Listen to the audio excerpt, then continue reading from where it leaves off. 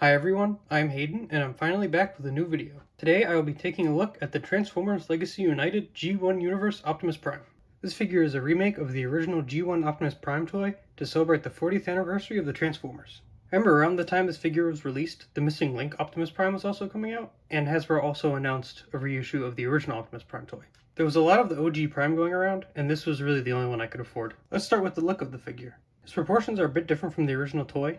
His arms and legs are a lot shorter. One thing I don't really like is the unpainted sculpted sticker detail. I think it makes him look kind of bare. Something I do like though is the head sculpt. It's very accurate to the original toy, and I'm very glad they gave him the yellow eyes. It does have light piping, but it literally only works if there is a light shining directly on the top of his head. Otherwise it just doesn't light up. Something I wasn't expecting though was the size of the figure. He's very small for a deluxe. Here he is next to the Deluxe Studio Series Transformers 1 Optimus, and here he is next to the 40th anniversary re-release of the original Optimus Prime toy. And just for fun, here he is next to the War for Cybertron Siege Voyager Optimus and the Studio Series Commander Class Optimus. Now let's take a look at his accessories. Something I really wasn't expecting when this figure came out was that he comes with two guns. One toy-accurate gun and one cartoon-accurate gun. He looks good while holding them, but his hands are really tight for no reason, so it kind of makes it hard to get them in and out. You can store one gun on his back at a time, but the cartoon-accurate one doesn't really stay on very well. So I tend to just put the toy one on the back and have him hold the cartoon one. His next accessory is his Energon axe. Again, because of how tight the holes in his hands are, it's really difficult to get it in. And because of that, mine actually has a crack in it. Also a bunch of paint rubbed off from his hand onto the inside. It does look very cool though. Also his smokestacks come off, but I don't really count those as accessories. And like most Optimus figures, his final accessory is in his chest, the Matrix of Leadership. Sculpting on it looks pretty good, but I don't know why it's clear blue plastic. Also, he has no way to hold it because his hands don't open. Let's move on to his articulation, and it's pretty good. He has a lot of joints that the original Optimus toy didn't have. For example, his head can move, his arm can move out. He has a waist swivel. The truck chin can move out, which allows him to kick his leg. He can also move his leg out. It's a bicep swivel. And his feet can rotate and has a pivot. So he can get into a lot more poses in the original toy. Let's transform him now.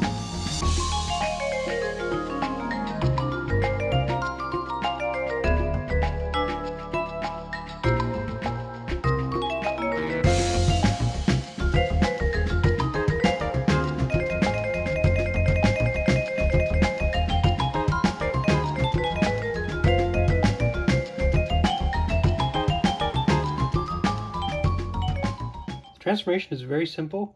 One thing I like about it is that the arms fold up instead of popping off like the original toy. But other than that, the transformation is the exact same as the original. And the truck mode is very good. There's pretty much no robot parts showing, except for the feet, but I think they blend in pretty well. It is very accurate to the original toy. Something I think is cool about this mode is the Matrix chamber. It opens the same way as the original toy. It's where the Diaclone figures would sit in the original Japanese release of this toy. Another cool feature I wasn't expecting was rubber tires. It does allow it to roll, but the wheels are kind of wonky, so it's very bumpy. The truck bed has space for all three of the weapons. This hole also allows you to hitch on a trailer. I have a few trailers I want to try out. Here is the War for Cybertron trailer, which is the Christmas one because I don't have the actual one. It goes out a bit too far, I think. Then there's the Studio Series 86 one, and it's a little bit too big.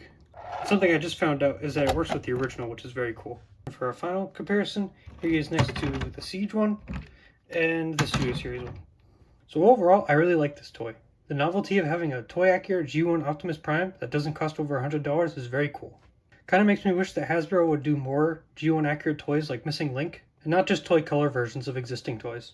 Thank you for watching. I hope you enjoyed the video, and if you did, please leave a like and subscribe, and comment what you think I should review in the future.